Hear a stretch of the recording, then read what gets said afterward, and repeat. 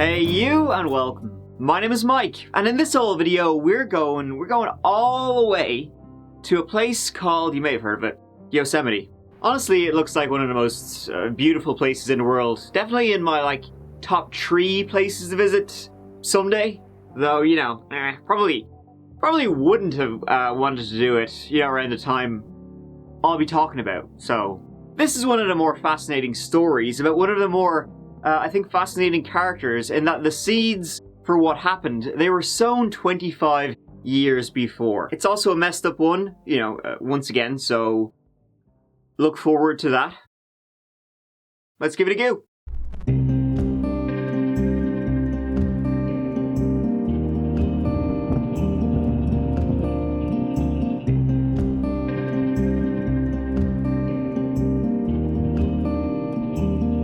Visiting Yosemite in February during the winter season, it's one of the best times to visit there if you want almost the whole place by your lonesome. It is the quietest time of the year for visitors. Some roads are closed due to the snowfall, and tire chains are a necessity for sure.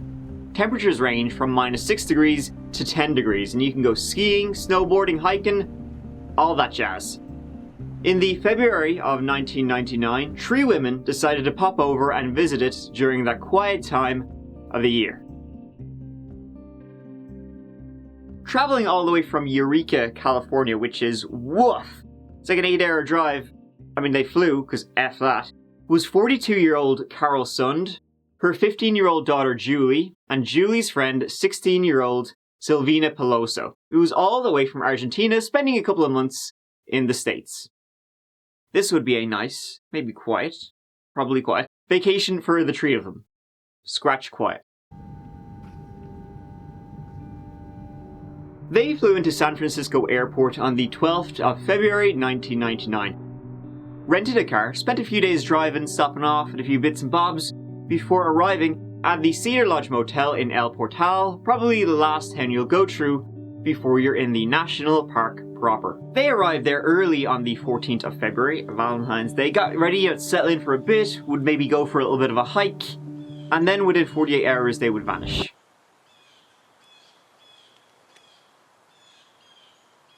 The morning after they arrived, the 15th, they headed off for a little bit of a hike, coming back to the lodge that evening. The next morning, the 16th, staff popped their head in to do some cleaning. They weren't there, and the room didn't look suspicious or odd, so they went about their business. And they were gone. They were due to check out of the hotel right that day, the 16th. They were supposed to drive all the way back to San Francisco and meet Carol's husband Jens there at the airport, and from there, they would fly to Arizona, and, a bit more of a vacay baby. Jens never saw them. There were no shows. He couldn't call them, he couldn't contact them. You know the drill. He then called the cops, and the search, beginning at the Cedar Lodge Motel in El Portal and spreading out across the Sierra Nevadas from there. Extensive as shit, I believe the official term is. They spoke with all employees at the lodge. They thoroughly searched the room, and they didn't believe they had been kidnapped. Their initial thought was that they may have gone hiking, and at that time of the year, some of the trails, well, many trails, they can be treacherous, so maybe an accident, or whatever. As the days went by, a couple of witnesses would come forward saying they'd seen the 3 girls around the parking lot asking for directions, and the car Carol rented, it was a red sports car. That would also be spotted a few times over the next couple of days. People were kicking the tires. What happened? Where did they go? People were scratching their heads, and there's a lot of wilderness out there.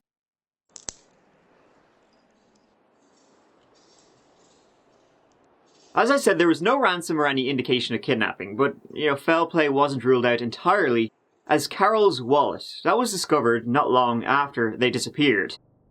But it was found on the streets in Modesto, in the complete opposite direction of Yosemite.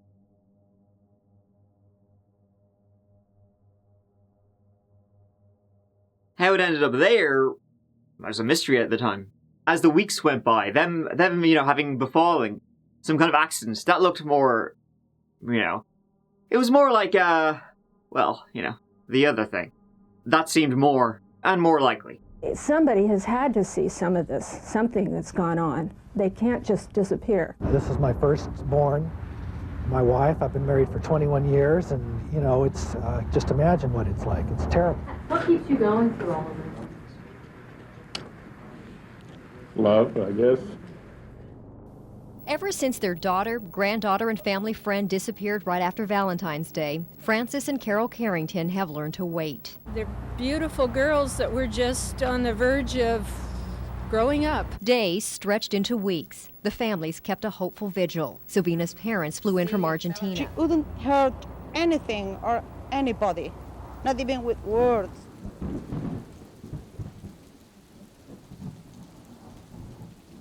Weeks would go by as the Sierra Nevadas were searched. Weeks, that is, until the 18th of March arrived. That day, in a remote area of the Stanislaus Forest, a couple of hours from the Yosemite National Park, Carol's rented car was found. And it was found burnt to shite. In the boot was Carol and Sylvina.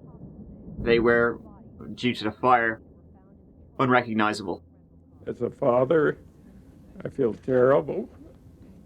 I'm supposed to die.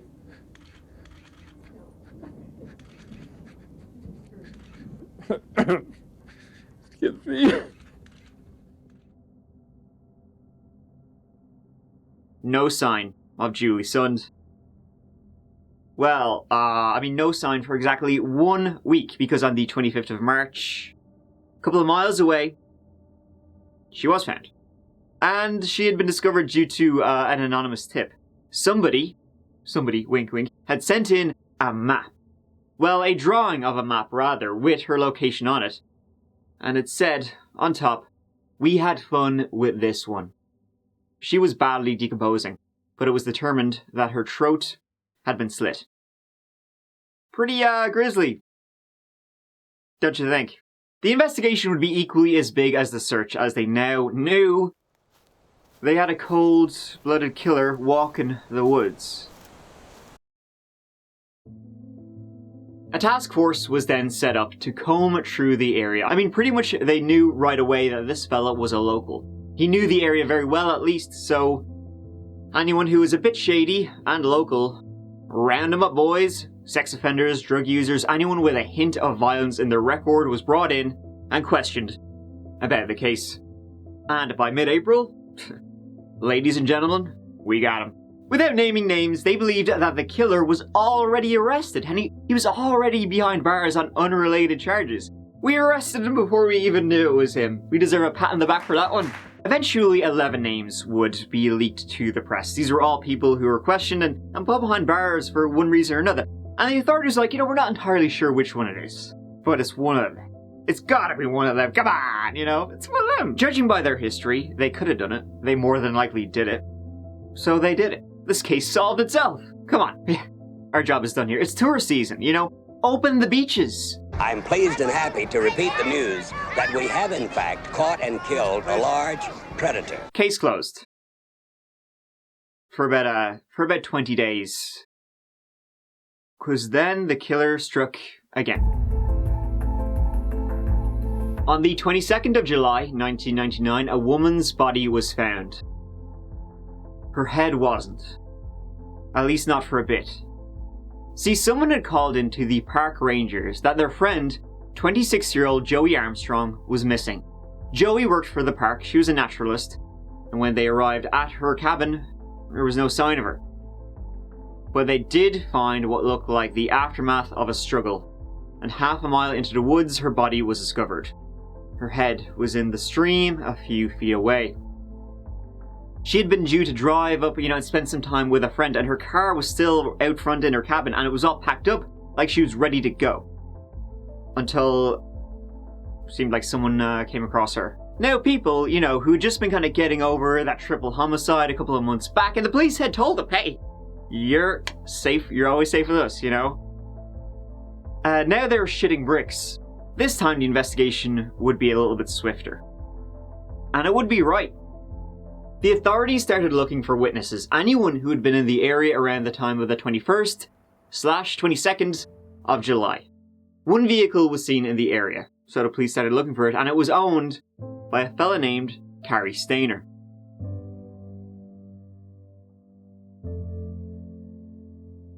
Cary was a local, and he in fact worked at, guess where, the Cedar Lodge in El Portal. He was a handyman there. He'd whatever bits and bobs he needed doing, he would be doing. He'd been questioned about the 3 murders back in February. Questioned like hundreds of others were at the time, and, well, the police didn't question him too hard. He was soon released. So, his vehicle had been spotted in the area near Joey's campsite, and the police, well, they just thought he'd be a regular old witness to interview.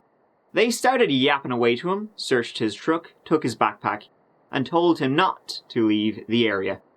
You know, might have a few more bits and bobs for you to answer, so don't go anywhere. He went somewhere. He fucked off like immediately and took his moustache with him.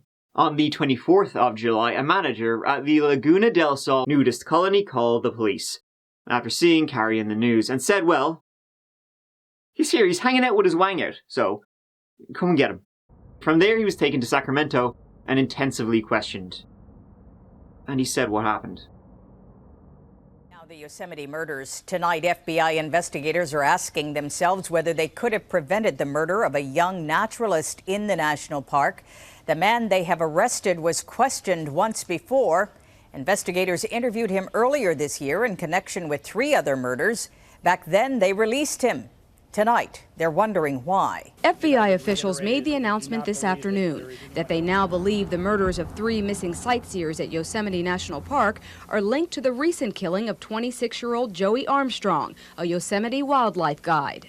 We now believe there is a connection between Armstrong's murder and the murders of Carol's son, her daughter, Julie's son, and their family friend, Silvina Peloso.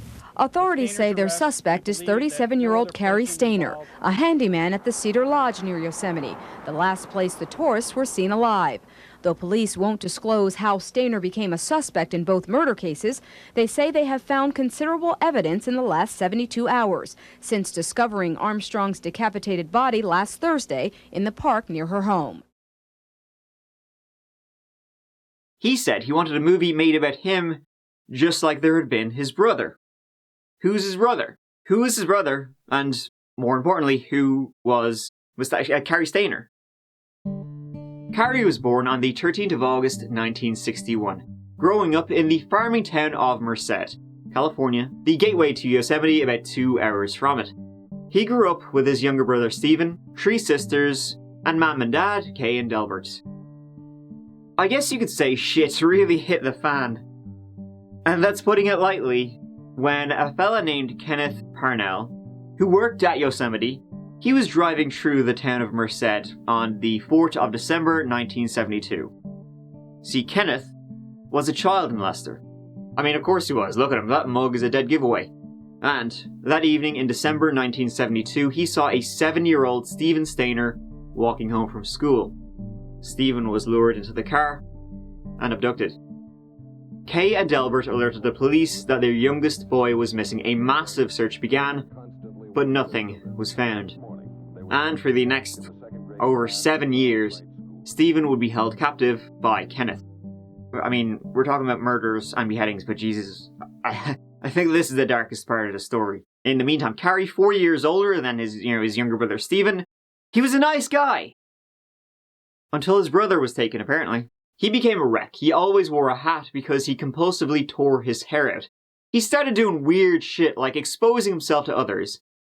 He was developing into a creep, and in his noggin things started getting darker and darker. Then, Stephen not only rescued himself, he also rescued another victim of Kenneth's. Stephen was taken when he was 7, abused and held captive, hidden in plain sight, going by the name given to him, Dennis. But as the years went on, well, Kenneth, Kenneth, maybe Stephen, who was 14 years old now, held captive for 7 years, he was getting too old for him. He was aging out for, the pedo. In 1980, he took another boy, this time 5-year-old Timothy White, from the town of Ukiah, about a 4-hour drive from Merced. For about 2 weeks, Stephen had watched Timothy go through what he himself had gone through, and he just couldn't. On the 1st of March 1980, when Kenneth was at work, Stephen took Timothy and they fled, hitchhiking back to Ukiah. Eventually, they went to a police station, and Stephen was back. The Stayner family, which was torn apart for over 7 years, well, things started getting better. Apparently, Stephen had been kidnapped and told that he had been adopted. Stephen had been calling his abductor Dad for some time. For 7 years, his parents, Kay and Delbert Stayner, never gave up hope that he was alive. Everyone was happy, absolutely everybody. Except maybe Cary. See, well, as I said, there was some weird shit going on in Cary's head.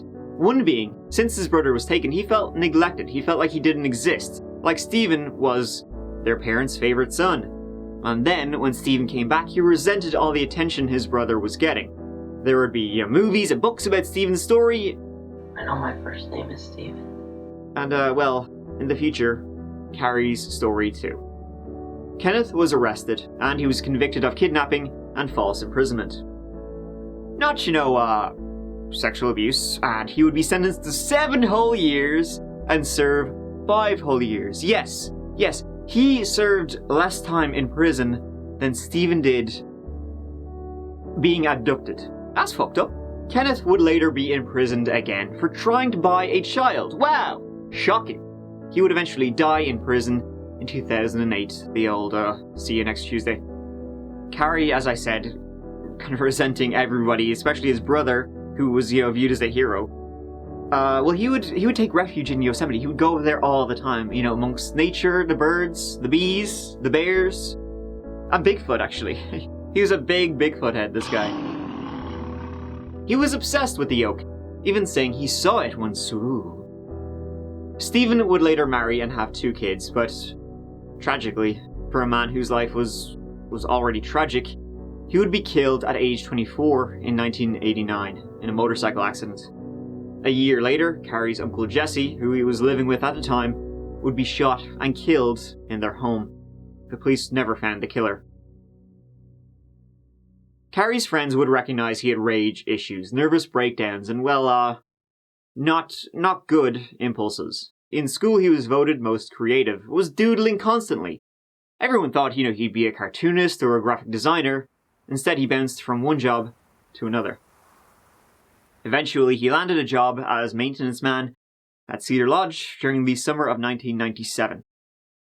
He worked, as I said, maintenance man, local handyman, doing whatever needed to be doing, and then when he was on his days off, he'd go down to the local nudist colony and sizzle the sausage. Then, at age 37, he murdered Carol Sund, Julie Sund, and Silvina Peloso.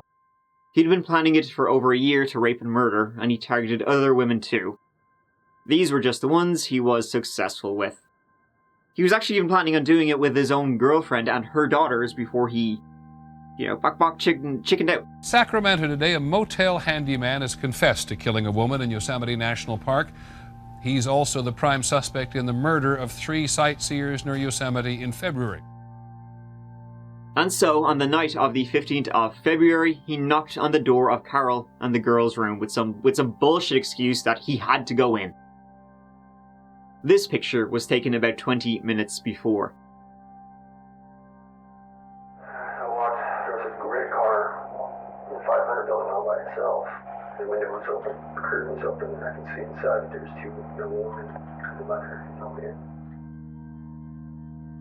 After speaking to him through the window, Carol refused to let him in until he said, he'd have to go and get the manager, and she was like, alright, fine. So he walked into their bathroom, pretended to fix the fan, while, the 2 girls watched Jerry Maguire and Carol read a book. After a few minutes, he came out of the bathroom with a shooter. He came out and bound them. He strangled Carol first, and then stuffed her in the boot of her rented car. Then he went back to the teens, tore their clothes off, strangled Silvina, and sexually assaulted Julie. He then tied Julie up on the bed, dumped Silvina in the boot with Carol, and cleaned up the room. He then wrapped up Julie, and they drove. He drove to where Julie would eventually be found, sexually assaulted her again, told her he loved her, and then cut her throat at dawn. He then drove the car to where it would be found, and lit it up. Carol's wallet, that was found in Modesto because he dumped it there. He was trying to throw them off the trail, essentially. And, obviously he was the one who anonymously sent in that map saying where Julie's body was. Back in February, he was questioned about it by the police. Questioned like everybody else, and they didn't question him too hard. Everybody said he wasn't the type, he wasn't a troublemaker, he was a real nice guy. Super cool dude. Aren't they always? For the past 2 years, Cary Stayner rented a room above the Cedar Lodge restaurant. He worked next door at the motel as a handyman, and it was at Cedar Lodge that local teens got to know him. We were sitting there swimming. He walked in to do his job around the pool, do some handyman work, and Aaron hollered at him, told him to come over and meet us, and every day after that, pretty much that we were over there, we'd see him and talk to him for about 5 minutes. Parker Bevington and Aaron Ludwig both work at the Chevron just down the road from Cedar Lodge. Both young men are stunned. The man they were friendly with has apparently confessed to last week's killing. They insist he couldn't have seemed more normal. As for Joey, he didn't plan it. He kind of just stumbled across her. She was heading in and out of her cabin, packing up her car, packing up all her shit, and after, watching her for a while, he was like, oh shit, she's alone. He then started talking to her, pulled out his handgun, and forced her into the cabin, where he duct taped her up. So I pulled out the gun and put it to her head. She turned around and freaked out. I told her to go inside. He then put her in his car and started driving, but at one point she managed to dive headfirst out of the car window and booked it. As I was driving, she started going crazy, just jumping all over the place in the back of the truck. I couldn't really control her. And she fell off through the window of the road right in front of the barn. I slammed the truck in the park and jumped out. She got up off the ground and started running. I took the knife in my back pocket and I slit her throat. He chased her down and cut her throat. He then took her further into the woods and cut her head off. This time there was a lot more evidence than there was for the first murders. And he was very upset when the police were questioning him about, about being in the area of Joey's murder. When they took his backpack, he was very upset about that because in the backpack was what we would call a murder kit. You got a rope, you got duct tape, you got a knife. Cary would confess, but not plead guilty to the murders. Not guilty, he would say, by reason of insanity, his attorneys citing his history of mental illness. He had been heavily involved with drugs at one point, and he had attempted suicide back in 1991. Also at one point during his confession to having done everything, by the way, they would have gotten him without the confession, because of all the evidence he left at Joey's murder, but I digress, because he said he would tell them everything if they gave him child porn. Did he really think they would do that? He was found sane and convicted on 4 counts of first-degree murder by a jury in 2001. In 2002, he was sentenced to death, where Cary Stayner still remains to this day. Cary Stayner would say that he dreamed of killing people, killing women, ever since he was a boy. When he was 7 years old, he started fantasizing about murder. Which is interesting, because a lot of people have said it was the trauma of his brother's kidnapping that really kind of set him off. He felt guilty that his brother was taken. Well, it seems like before his brother was taken, he was, probably would have just ended up that way anyway. And as usual, you would think that being the victim, of a tragedy might give you some empathy, but, nope. Maybe sometimes it just gives you more pain you want to pass on to others, because that's what he fucking did. It's a circle. It's like the circle of life. Just good luck trying to Disneyfy that one. Thank you so much for watching. I really appreciate you taking the time to be here with this old guy. Here going, I'll see you as always real soon in the next L1. Till then, please look after yourselves. Take care. Mike out.